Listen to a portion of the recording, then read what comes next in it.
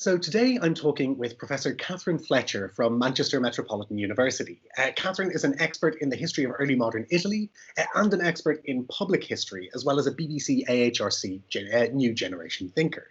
Catherine, you're the author of 4 books, I think I'm right in saying, Diplomacy in Renaissance Rome, Our Man in Rome, Henry VIII and his Italian Ambassador, The Black Prince of Florence, The Spectacular Life and Treacherous World of Alessandro de' Medici, and just this year in 2020, The Beauty and the Terror, an alternative history of the Italian Renaissance. So it's fantastic to have you here talking to us about public history, but also about writing and pitching trade nonfiction and trade history and writing for a wider audience.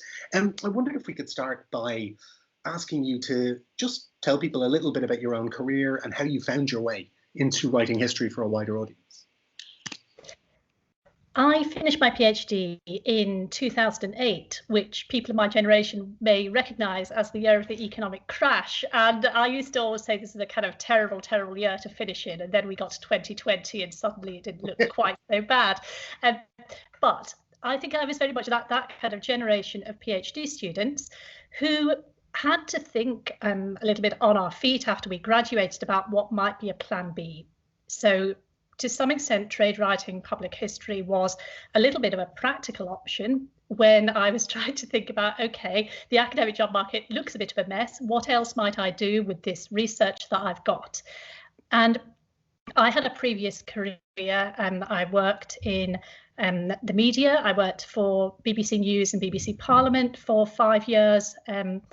So some of that was part-time while I was doing my master's degree, but I had a kind of degree of experience in writing content of all sorts, whether that was captions for parliamentary coverage, things for the BBC website, occasional scripts for a general audience.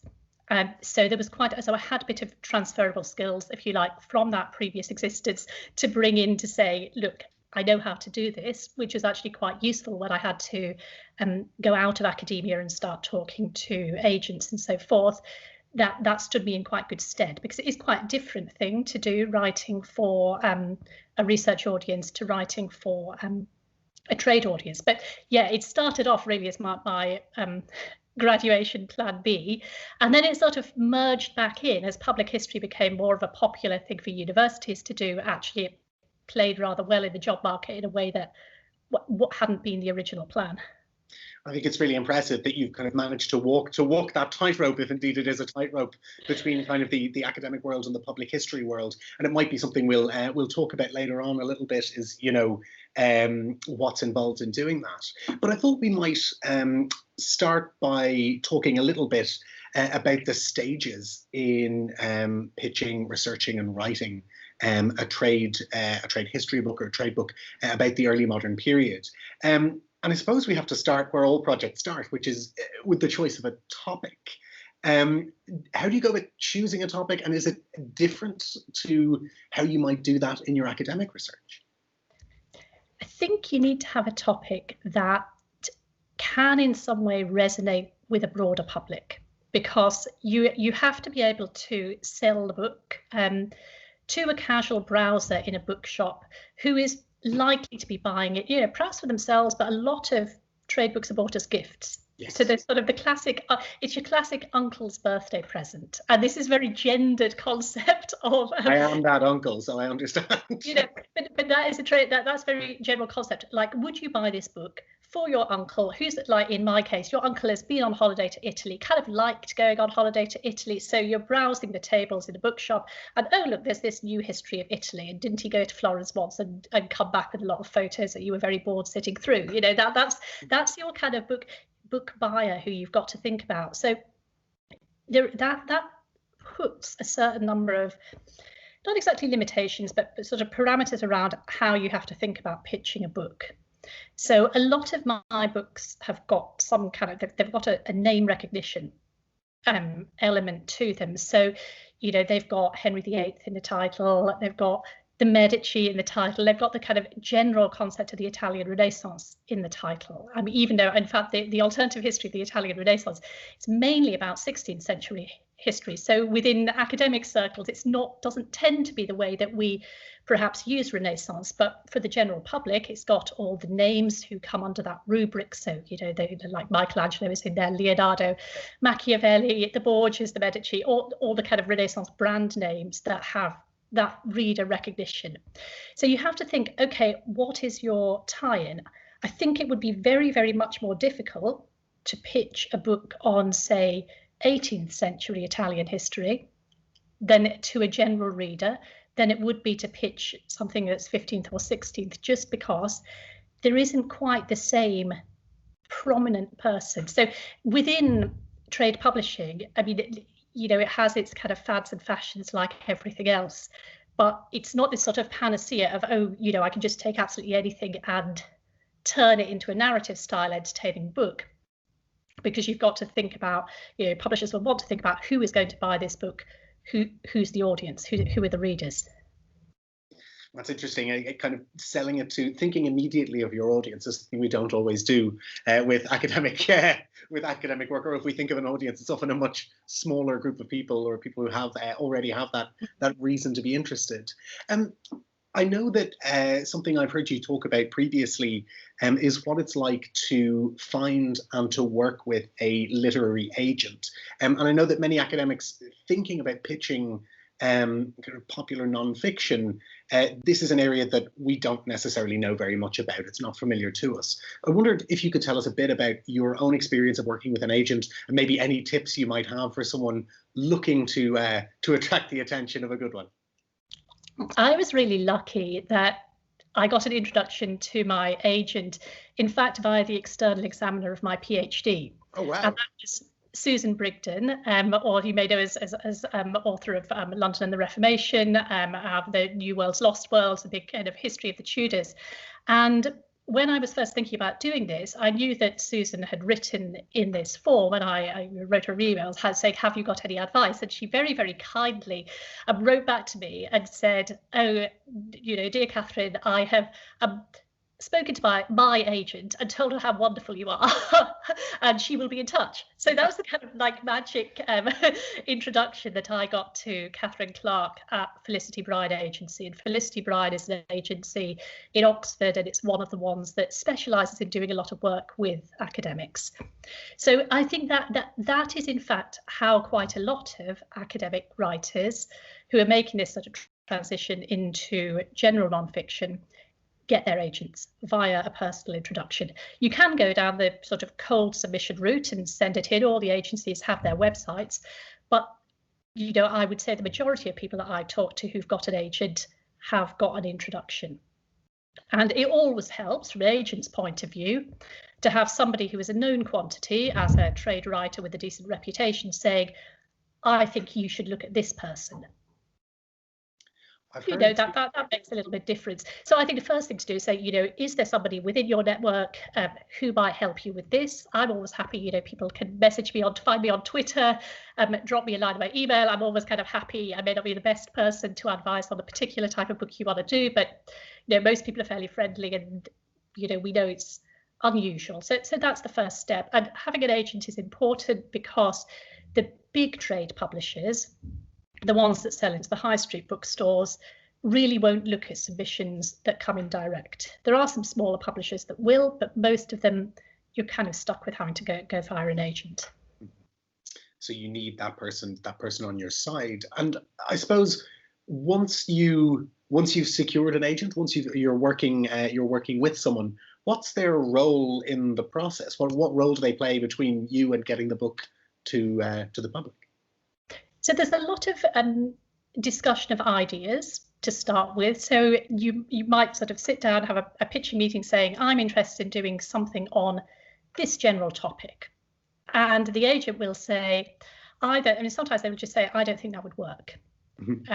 There's too much of that on the market at the moment. The last book that did that really didn't sell, and our publishers are just not keen on that topic at the moment. They have a kind of feel for what publishers are looking for, and they have a feel for sort of trends in the market. So you might have a conversation about initial themes, and you also have a conversation about framing the book proposal. So a lot of the time, what happens, I think, with academics going to agents is academics like come along with our here is this really niche topic that's terribly, terribly exciting, and the agent is like, yes, okay, can you do that over 500 years? Yeah. Or can you do it for the whole of Europe? Or can you not just do this little bit of the history? Can you use this as a stepping off point to get into a general history? So you sort of, so there's quite often with trade nonfiction, you're pushed to expand out from the specialist research that you might be particularly focused on for journal articles and make it bigger. Or you might be kind of pushed into a certain direction. I say push, that sounds a little bit kind of like, you know, nobody's going to force you to write something that you don't want to write, but they will advise you on the types of things that sell better, and that may be being more reflective about yourself and your research process in the work.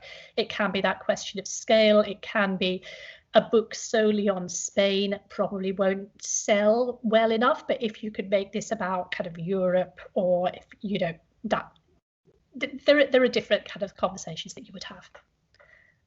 So they'll help you kind of work out how to sell it in the best way. You mentioned the book proposal. Now, many people watching our conversation will have written book proposals, will have toiled, if my experience is anything to go by, spent huge chunks of their life working on book proposals. But of course, I mean, my assumption is that the process of proposing a book and writing a proposal looks different for a trade book than it would for an academic book. Is that correct? Well, academic books don't all have the same type of proposal, and actually trade book proposals look somewhat similar to some academic book proposals, but they're generally quite big, particularly if you are a new trade author or you're going into a different field. You would be expected to have one or more sample chapters and a full synopsis with a sort of so you might be looking at kind of 10 to 12,000 words of, you know, a 5,000 word chapter and 5,000 words of, you know, quite detailed description of what would be in all the rest of the chapters. So in that sense, some academic publishers will ask for that. Some academic publishers are content to have something that's somewhat smaller. And that just depends. But you need to demonstrate with that proposal not only that the topic is of interest, but that you can write well, and that you can write in that kind of flowing, engaging style that people are going to want to read. And so it's an opportunity to sort of show that off, which again is a different style of writing from what you might be doing for an academic publisher. You know, an academic publisher will care about the basic quality of the prose and that it's clear and, you know, people understand what you're on about, but that's the weight of that is much greater in trade writing. It's actually something I was hoping we could talk a little bit about, is that question of style. I know that my own, some of my favorite trade books written by academics are ones where the author is kind of taking the chance or the opportunity to write in a way that is a little different from that of an academic monograph, and to kind of take a different perspective, but also be stylistically distinct to sometimes their more academic writing. Have you found that? Do you feel like you have to shift styles between different kinds of writing? Would you have advice for someone trying to move from maybe, you know, having written a PhD, which has its own stylistic constraints, to moving into writing something for a broader audience? I think there's probably more emphasis on what in journalism I might have called colour. So it's all the things where you, even if the setting of a particular place is not necessarily very relevant to the argument you're making about what's going on, that sort of doesn't matter. You know, we want to know that what the room looks like. If we can, we want to know what people are wearing. We want to know how people are standing. All that kind of detail. I mean, there is a little bit of a joke that, you know, what would trade writers do without coronation ceremonies? Because we do them kind of endlessly. Because, you know, they say something important, and so that kind of description of sounds and smells and creating an atmosphere for the reader to sort of step into and feel that they're quite immersed in the period. I'd say perhaps you're engaging in a little bit more a sort of emotional side of the brain when you're reading, and indeed when you're writing, than you might be when you are reading for argument primarily, where you're sort of thinking on a more kind of intellectual level, does this all stand up?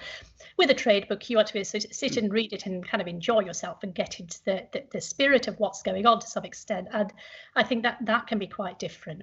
I mean, I was like, the things that you will find in archives as really great finds for a trade book will sometimes be slightly different. And I once found a letter in the archives in Mantua, which is from a Mantuan correspondent based in Florence. And this letter is dated just before a bunch of people in my narrative were about to be murdered.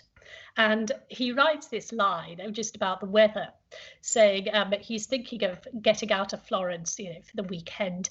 There's a murderous heat here, un caldo assassino. And I just like, this is absolutely perfect. I mean, he may just be talking about the weather, but this is just too good. And, because it's something in the narrative, and you put that at the end of the chapter, and everybody's like, oh, somebody's about to be murdered. And it's an actual quote from the primary sources. So it's like but that's a very different kind of thing. Mm-hmm. I mean, the significance of somebody saying that's a throwaway comment for academic writing is, it's difficult to see how it would work in, but, it's a lovely, fun sort of thing to have when you're trying to tell a story. You've written as well about in the Black Prince of Florence. I think the way you use materials and clothing to kind of help people see and to imagine scenes and individuals, I think is something that that works so well, and that maybe is tougher, as you say, to get across in a piece of academic work. That's really fantastic. I suppose we talk now about the writing process to an extent. We've talked about the proposal. Once you've written your proposal, you've got an agent, you've written the proposal, you've got a sample chapter, you've got your idea. I suppose what happens next is the question about sending it out to publishers. We hear all of these stories about auctions and negotiations and all of the Machiavellian business of getting a book deal. And I suppose what's either your experience of that, or what would you want to tell people about that period in creating a book? I mean, so typically with a first book, occasionally with later books, if you were looking to switch publisher, but generally with a first book, your agent would send that out to multiple publishers at the same time. So this is absolutely what you're not meant to do in academia. In trade writing, you send out to multiple publishers, and the agent will advise on which publishers they will send it out. And the publishers will come back and indicate whether or not they are interested, and if they are interested, how much they might be prepared to offer. And this is where the question of the auction comes in, because if you have more than one publisher competing, then you can bid up and you may get more than one offer. Typically at that point, you might well go and meet publishers, speak to publishers on the phone, see who is kind of saying what about what they would like you to do with the book. You want a publisher who is going to fit with your vision for the book. Some publishers are like, we absolutely love this proposal, but we would like you to do X, Y, and Z with it. Mm-hmm. You push it really in this direction, and you might feel, no, that's actually not somebody I want to work with. So there are considerations beyond just who's putting the most money up, but the idea is to get to get the best offer possible. And at this stage, you might sell different sets of rights. So sometimes you would sell UK rights only, sometimes you would sell world English rights, also for US publication. So people do or don't split those up depending on how much appeal the book might have separately in the American market. And the foreign rights, translation rights, are typically kept separate, but those can be quite substantial extra money on top of the basic English rights.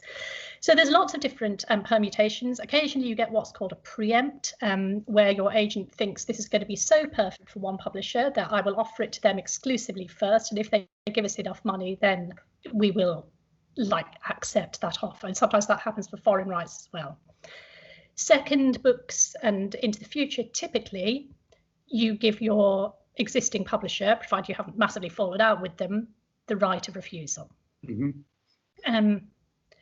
And people do move publisher, but that's quite a sort of big decision to make. and you would want to sort of think that through and talk through with your agent, your motivations for doing that. But that happens. So something I wanted to ask around this this stage in the proceedings. Now, as academics, we're well used to the big money sums that get thrown around in academic publishing. I'm only joking, but of course, this is a question that's to the fore in selling a book of this kind. And I suppose the question is less kind of the how much, what can I get? Point me in the direction of the money. It's less that, and more a question of how the business of advances and royalties work. So, is it the case that there are staggered payments if you get a deal with someone? How does that tend to work?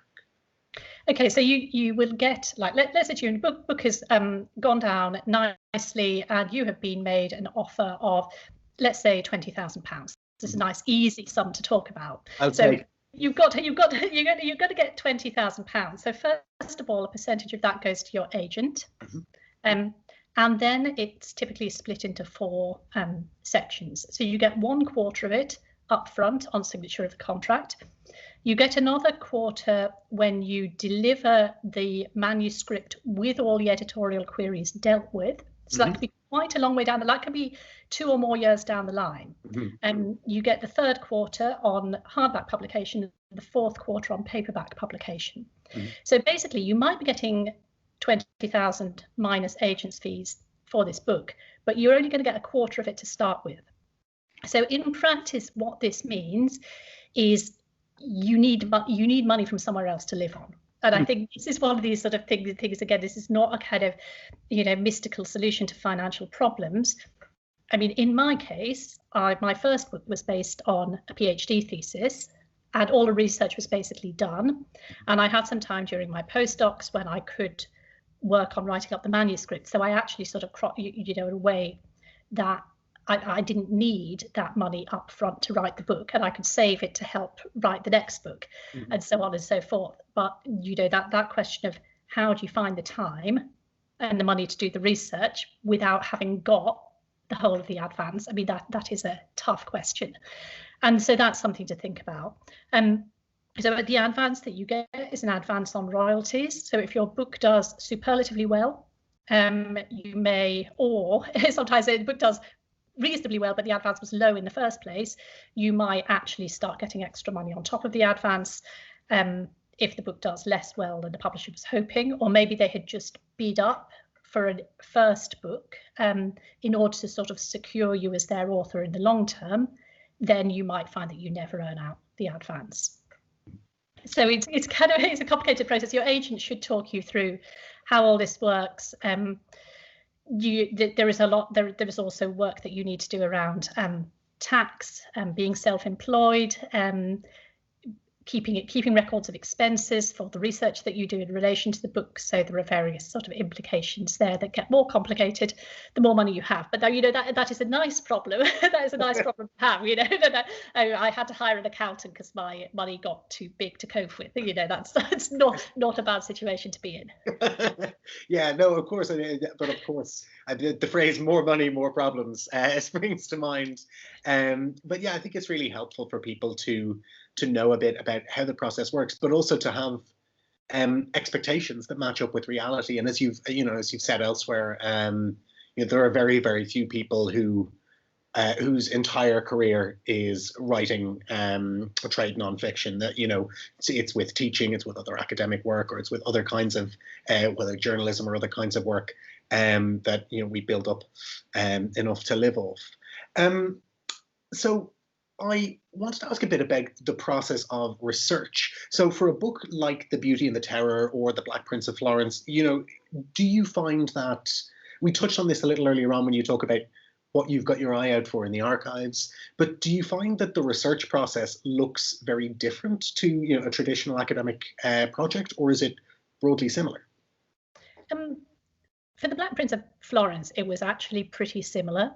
I mean, I went to Florence. I went to a number of other Italian archives. I read the material that was in the archives concerning the years of history I was interested in. I read it, I worked my way through the primary sources. It's actually quite a self-contained book. I didn't go to every European archive that might have relevant material. I took the view that I had a kind of limited schedule and a limited amount of money to sort of work with on a project. So it's not an exhaustive book by any means, but I had, covered a bunch of the key material. So in that sense, that's not dissimilar to what you might do for an academic project. The Beauty and the Terror is quite a different beast, because that's much more like a survey. Mm-hmm. And some trade books, actually, the research process is rather more like the research process for a textbook. So you are reading primarily in the secondary literature, you're sort of dipping into primary sources to get that kind of colour. Every so often you might be doing some new analysis of primary sources, but the originality, I suppose, is in the synthesis rather than in new archive research. Mm-hmm. And so that is, it's a different, it does sort of map on to a particular type of book that academics might write. Mm-hmm. But it doesn't map onto the research monograph in quite the same way, certainly not the archive-based one. That's an interesting, so there are two very different books, I suppose, in that approach to research. But that's a really interesting one. I suppose, in some ways, does it help when you're working on a period where there are substantial quantities of, say, primary materials that might be available in editions, or that you can get at without necessarily having to do great lengthy archive trips throughout the process? Yeah, I think that the question of archive research is always kind of challenging, and particularly when your archives are at a distance, and often they will have significant closures in the summer. So doing lots of work in Italian archives around, to really inform a kind of a very, very big new project, I think it would be quite difficult to do with solely the resources of a trade book. Just because that's not, from a trade publisher's point of view, actually, they may well like to say there is new archive research in the book, but the quantity of that doesn't sort of concern them in the way that it might kind of concern academic experts who are reviewing the book. Because, to your average browser in the bookshop, are they going to kind of flick through the end notes of the book? End notes versus footnotes is a whole other thing, but you will have end notes if it's a trade book. Are they going to flick through the end notes and go, tut, there's not, enough primary source research in here for Uncle Fred? They're probably not going to do that when they're considering whether or not the book is a suitable gift. So that kind of comes back to, the difference in what this book is for. It doesn't necessarily need to make a huge, substantial new argument. Sometimes it will, but quite often that might be based on a sort of synthetic approach rather than necessarily lots of new archive work. Fantastic. I wanted to come back to the process, the whole process of getting the book into the light of day. So you've now you've sold the book, you've gone off, you've completed the research and the writing, you've done your editorial corrections and so forth. Oh, actually, sorry, before I jump into that, I want to talk in a second about publication and publicity. But before that, I might ask quickly about the editorial process. So how has that been for you? What's your what's your engagement with a trade editor? How do you work with them, and is it different to working with an academic editor or within peer review? So if you want peer review, you sort of have to fix that yourself. Mm-hmm. And I have always given my manuscript to people who know the topic reasonably well to read through, and not necessarily peer review as you might an academic monograph, but at a very minimum sort of fact check and say, I think you're going in the wrong direction here, or you've misunderstood this. And I was very grateful to colleagues who have helped out and done that and taken that on for me. But what an editor will do is they will sort of act almost in the persona of the lay reader and say, I don't understand what's going on here. Who is this person? Can you explain this? Chapter 3 is sort of sagging a bit and is quite boring. Could we cut this bit out of chapter 3? And is there any chance we could have some more of such and such? Mm-hmm. So they might, so they are, often quite knowledgeable about the general topic, but they may not, but they're coming at it from the point of view of the narrative and how that works, but also just, is a reader going to know what's going on? Mm-hmm. Does the narrative flow? I've had editors change, chapter breaks, point out the fact that I've, inserted the same bit of discussion 3 times in different places in the book and then not noticed that I've done it. So all those sort of things. So you might have a couple of rounds of editorial corrections. You then have copy editing. So again, that is like, I've always had very, very good editing and copy editing, no complaints at all, but it's a different type of process, and the priorities are going to be different from what you might get from academic editing and copy editing, which often now I think is quite minimalist. Yes, I think you find yourself chasing a lot of your own typos and hoping that your friendly readers have done the same. That's really helpful, and that idea of an editor is kind of helping you think again about audience, about your reader. It makes me think a little bit of the role of the producer. I know you do a lot of radio as well, and that voice in your ear saying, "Who is that? Who are you talking about? Explain this." It seems quite familiar.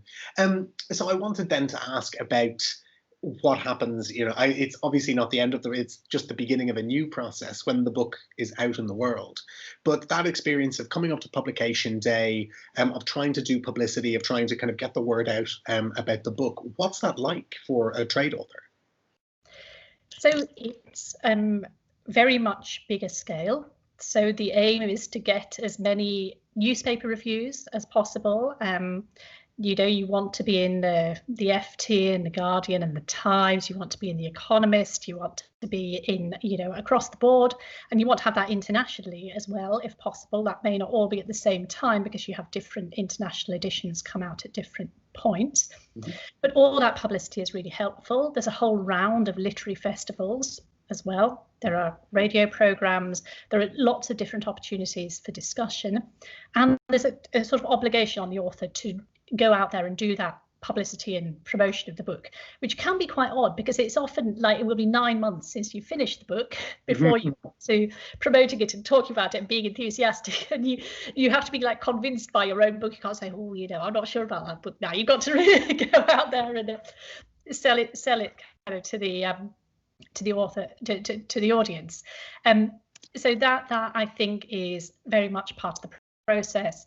There is quite a sort of keen sense that there's some sort of symbiosis between writing trade books and doing the kind of related radio programs and TV and so forth. Often there's a little bit of a kind of circuit between people who do those different things, and that's something as well to consider.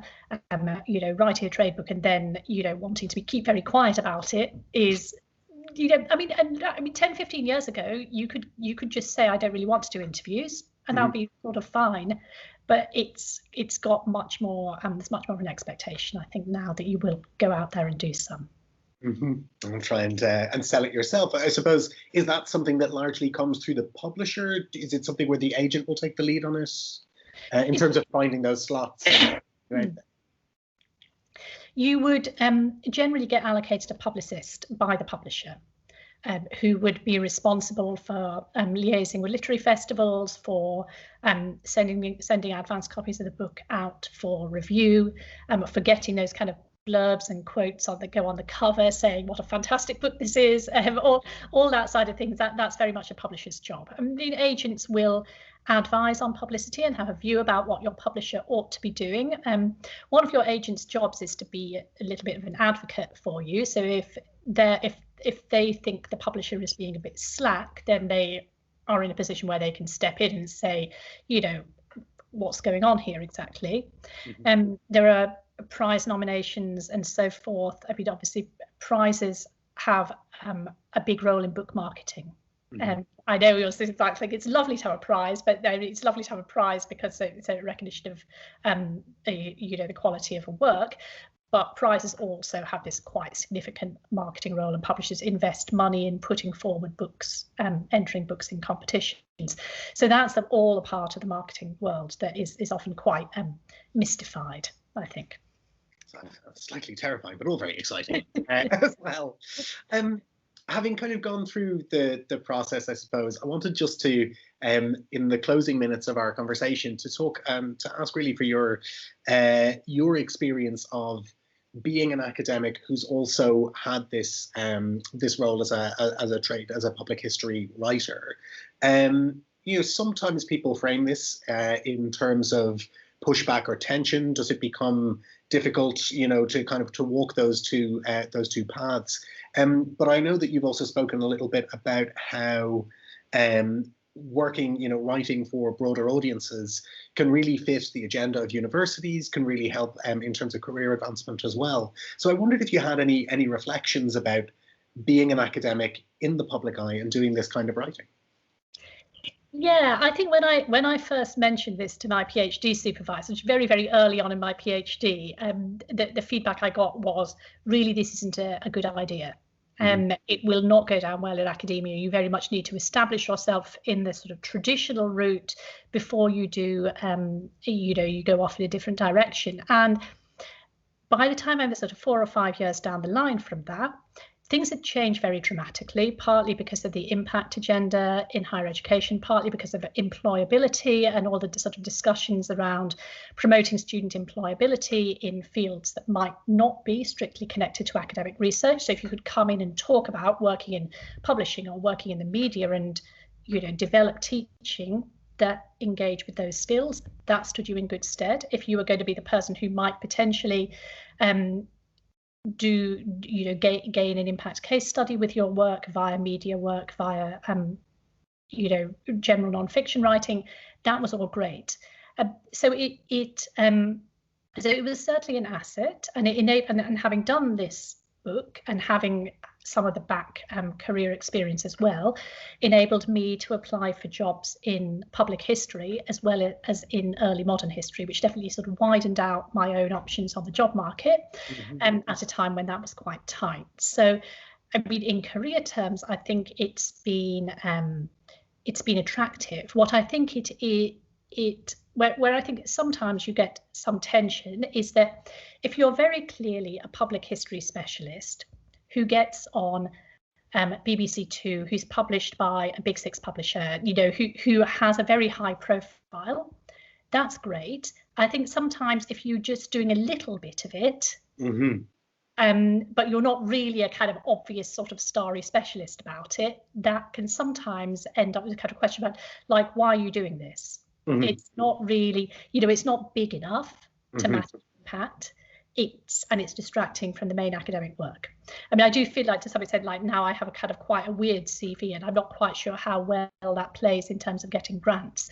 But on the other hand, I get, the money coming in from trade writing, and that sustains that side of, of a career. So it's not, there's sort of swings and roundabouts there. So it's interesting. I think there's a lot less hostility towards it than there was for a while, maybe in the 90s and 2000s. That's very interesting to think about that changing landscape. And I know that there have been those discussions as well about the eligibility, for instance, of trade books for ref, which I know that many people considering writing a trade book feel their director of research breathing down their neck. Is that something that you've had to negotiate in your different roles? I mean, so my first 2 trade books, being quite archive based and on topics that were kind of hitherto not heavily researched, were refable books. The Beauty and the Terror is, perhaps not so straightforwardly refable because it's a big overview synthesis, and it, perhaps feels that it, to academic readers, like it, it doesn't have that obvious place where you can assess the kind of the rigor of the archive work in the same way. So, but I think the point about that is that having built up a kind of track record of doing this, I now, am able to take time away from teaching and have buyout, which means that I can work on those projects. So it's not quite so the ref pressures are somewhat off if you paying for your time to do it. And I think that takes a while to get into that position, and it's an awkward argument to have early on. I think that is a bit of a challenge, and it's a challenge kind of working out whether to sort of throw yourself into this type of writing or whether to, go for the sort of perhaps slightly safer traditional academic monograph, journal articles, grant applications, and so forth, that where your sort of profile looks the way kind of an academic profile is expected to look for the purposes of the funding bodies. So it is tricky. I have had down feedback on a grant once, sort of saying, where I said that part of the impact would be that a part of this research would go into a trade book, and I had one reviewer come back to me and say, well, she'll just spend the time of the grant writing the trade book, which wasn't it was slightly not the point. So occasionally I get that, but that was a fairly rare instance. That's fantastic. Well, Catherine, I just want to thank you so much for making the time to talk to us and beaming from Manchester to Leeds, because I think this is something that's going to be incredibly useful to members of the Society for Renaissance Studies. I've really enjoyed the conversation, and we'll be adding links, of course, to all of your work and to your fantastic Twitter account as well, so people can follow you and maybe even send some messages and get in touch themselves. Thank you so much. Not at all, you're welcome.